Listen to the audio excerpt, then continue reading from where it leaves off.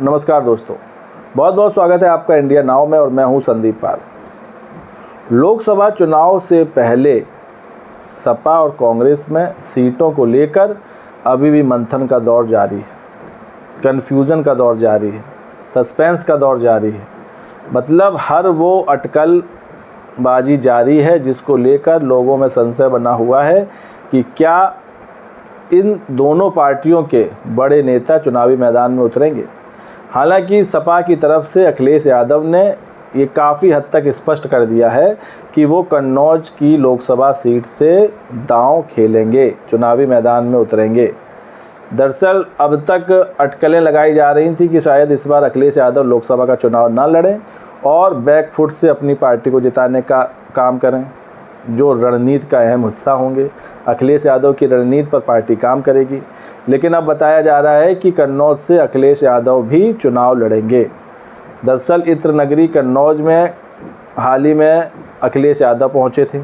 इस दौरान जब मीडिया ने उनसे पूछा कि कन्नौज से क्या आप चुनाव नहीं लड़ रहे हैं या फिर कन्नौज से सपा का प्रत्याशी कौन होगा, तो इस पर अखिलेश यादव ने सीधा जवाब तो नहीं दिया, नाम तो नहीं बताया, प्रत्याशी का ऐलान तो नहीं किया, ना खुद का नाम लिया, लेकिन ये ज़रूर कहा कि आपके सामने जो बैठा हुआ दिख नहीं रहा है।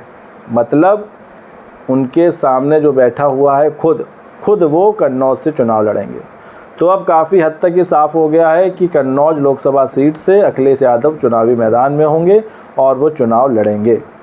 इस दौरान उन्होंने बीजेपी पर भी हमला बोला और उन्होंने कहा कि जो इंडिया गठबंधन है यूपी में, वो 80 में 80 सीटें जीतने का काम करेगा।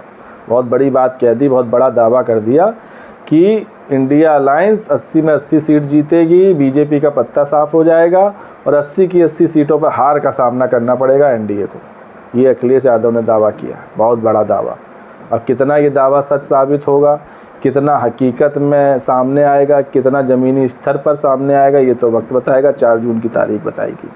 फ़िलहाल ये तय है कि अब अखिलेश यादव कन्नौज से चुनाव लड़ेंगे और वहीं दूसरी तरफ डिम्पल यादव मैनपुरी से चुनाव लड़ेंगे। लेकिन यूपी की 2 सीटें हैं जिन पर अभी तक मंथन चल रहा है, अभी तक कुछ समझ में ही नहीं आ रहा है कि कौन क्या करेगा। और वो है कांग्रेस की अमेठी और रायबरेली की सीट। रायबरेली की वो सीट जहां से सोनिया गांधी चुनाव लड़ती आई हैं, लोकसभा सदस्य चुनती आई हैं। अमेठी की वो सीट जहां से स्मृति ईरानी बीजेपी की तरफ से इस बार मैदान में है। पिछली बार राहुल गांधी को उन्होंने शिकस्त दी थी, धूल चटा दी थी। तो इस बार ये 2 सीटें अभी भी सस्पेंस के घेरे में हैं। अभी तक कांग्रेस लिस्ट पर लिस्ट जारी किए जा रही है, एक के बाद अब तक 10 लिस्ट जारी कर चुकी है, लेकिन अमेठी और रायबरेली पे पत्ते नहीं खोल रही है। शायद बीजेपी की लिस्ट के इंतज़ार में है। वो सोच रही है कि रायबरेली से पता चले बीजेपी किसे कैंडिडेट बनाती है, उसके हिसाब से प्रत्याशी घोषित करे। लेकिन अमेठी में तो बीजेपी ने पहली लिस्ट में ही स्मृति ईरानी के नाम का ऐलान कर दिया था। लेकिन कांग्रेस अभी भी इस पर मंथन ही कर रही है। अभी तक विचार विमर्श ही चल रहा है, चर्चा ही चल रही है कि अमेठी से कौन मैदान में होगा।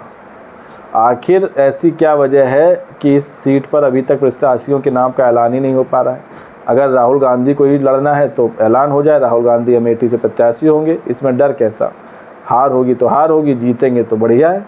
लेकिन आखिर वो क्या वजह है कि कांग्रेस इन 2 सीट से पत्ते नहीं खोल रही है, नामों का ऐलान नहीं कर रही है। और जो कांग्रेस के कार्यकर्ता हैं, चाहने वाले हैं, वो यही चाह रहे हैं अमेठी से राहुल गांधी, रायबरेली से प्रियंका गांधी मैदान में उतरें।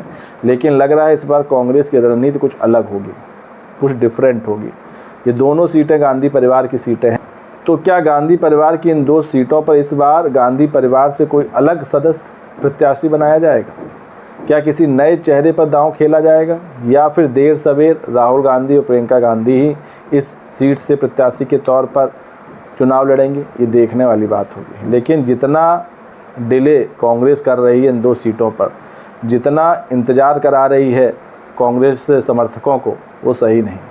इससे चुनाव की तैयारियों पर भी असर पड़ेगा, क्योंकि जितनी जल्दी प्रत्याशी के नाम का ऐलान होता है उस तरह से तैयारियां शुरू हो जाती हैं।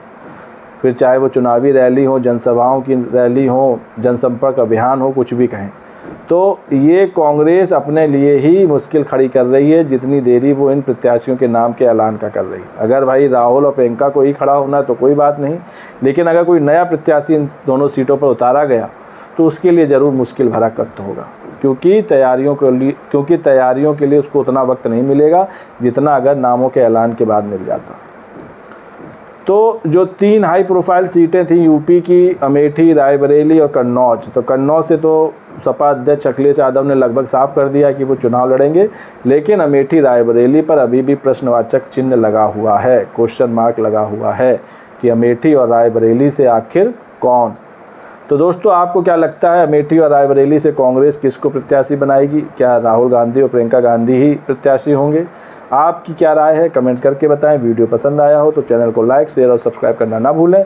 तब तक के लिए नमस्कार।